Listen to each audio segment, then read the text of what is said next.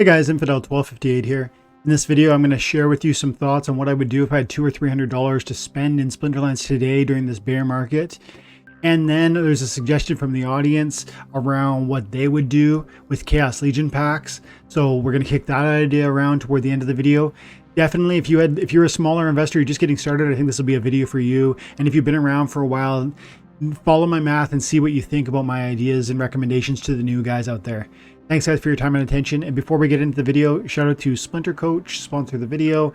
SplinterCoach is a website that will track your personalized battle history. It's going to tell you how many times you're winning and losing with your various summoners, and it's going to help you identify where your strengths are so that you might repeat those, and maybe where your weaknesses are so you might fix those.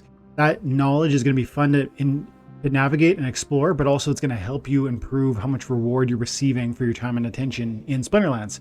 So check out SplinterCoach for a free 7-day trial. Thank you guys. Have an amazing day. God bless. Nico says, what's a good way to invest $200 to $300 in the game?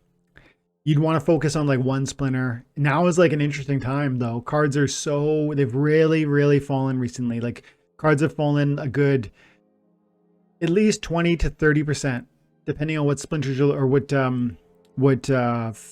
iteration you're looking at.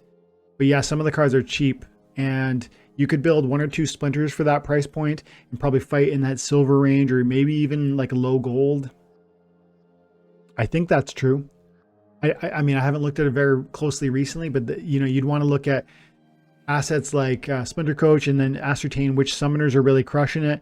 But like from my data, I'm seeing from the win perspective, Astral Entity, look at it, still crushing it. Now there's limited, it's fitting into a niche. So you maybe wouldn't want that one as your main, because it doesn't play a lot of my battles, but when it plays, it wins.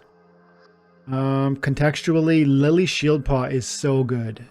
For the number of times I get to play this thing, the win rate that it offers, Dragon is so powerful. For $200-300, I'm thinking something like a Lily Shieldpaw and a Thaddeus Brood as your 1-2, and then it'd be great if you could round that out with like a General Sloan, just for the purpose of getting a cheap summoner, or who else is really cheap? Who else is really cheap? Maybe Kelia. Yeah, Kelia. I probably would go Kelia because she's good and she's cheap. So that's what I would do. I'd look at Kelia. I'd look at Lily Shieldpaw or Quixodevious, one or the other, but not both. And then Thaddeus. I'd look at those 3 summoners to try in the silver range, and I'd try and support them as best I could with the budget you had.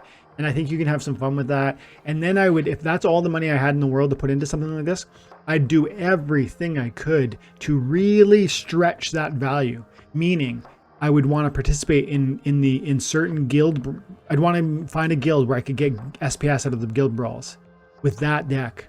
I'd want to make sure I was competing in certain tournaments where I could extract certain rewards with that deck. I'd play in Splinter Forge so I could get a few DEC out of this Forgium that I'm earning through play.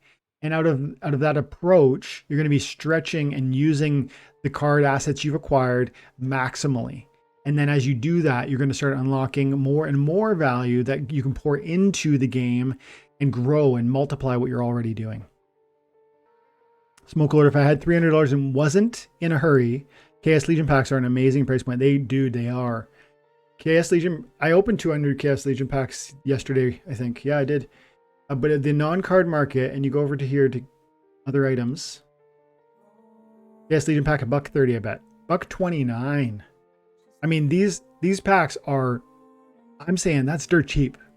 I'm not saying it doesn't go lower, because for the next at least week to 2 weeks, we're going to see continued pressure out of the Great Burning, because people are vying for, we got to look at that screen in a second here, but I'm pretty convinced several things are happening. 1, people are preparing for land, means they need more DC.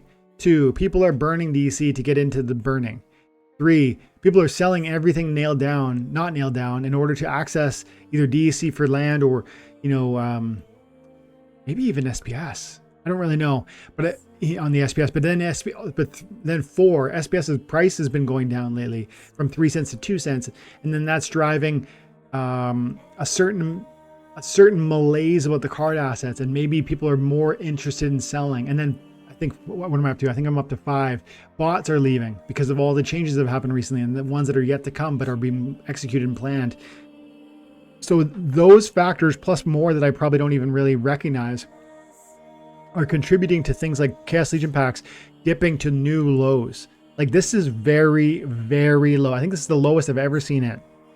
And I definitely agree that they have a strong value proposition for the future. 10, 20 bucks I think is probable. 10, 15 bucks I think is very probable. But we're probably 2 to 4 years away from that. So then, if you do that angle, you're thinking long-term investment, but if you don't already have a deck of cards, then you don't even have that way to earn regularly. Whereas if you put $200 or $300 into a deck of cards to get started with the game, then you'll actually have this avenue to multiply what you're doing. This would be an investment speculation, and I think it would be a strong one. I do think he's making a good point that this price is good, and for long-term, for the medium and the long-term, I think this price is going to be ridiculously low. But in the short term, is it going to go up, down, left, right? I don't know. And in the short term, if you had a few card assets like a basic deck, you could begin to have some success and some entertainment within the game, and that would allow earnings of a variety of kind, including soulbound cards, which one day will be transferable. Okay, how are we doing? We got 27 viewers, 22 likes. If you haven't dropped a like, do me a favor and drop me a like. I'm just gonna send through. Appreciate all you guys coming to hang out today. Give me a minute here. Okay. So I definitely agree. $1.30 is a good price, but then yeah, I would rather equip somebody with like a deck of cards, because that's the path, that's the money tree of this game. Like, and you might say it's a small money tree if you're only putting $200 in. I think that's true, but I'm saying, 200 packs of Chaos Legion is an interesting long-term investment, but $300 worth of cards is an ongoing return. Or even opening those packs and not waiting to flip them have a good chance to profit. That's true, but you would want the potions. And you might not have those. The gold foil, you would definitely want the potions. But let's see quickly. You can use splinter cards to ascertain whether or not there's a decent flip chance on those. You go over here to pack value. See, look at that pack value. Chaos Legion is roughly $1.37. And you can buy them for $1.29. So that's telling me that there is a decent probability that you're going to get your money back if you buy a Chaos Legion pack off of the non-card market right now and open it. There's a decent probability, not a guarantee, but a decent probability.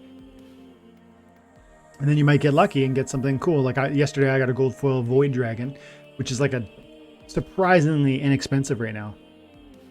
Gold foil legendary Chaos Legion. Very cheap. Check this out. Void Dragon, $28 high bid, $37 low buy. This is a great card. And it's an exceptional card.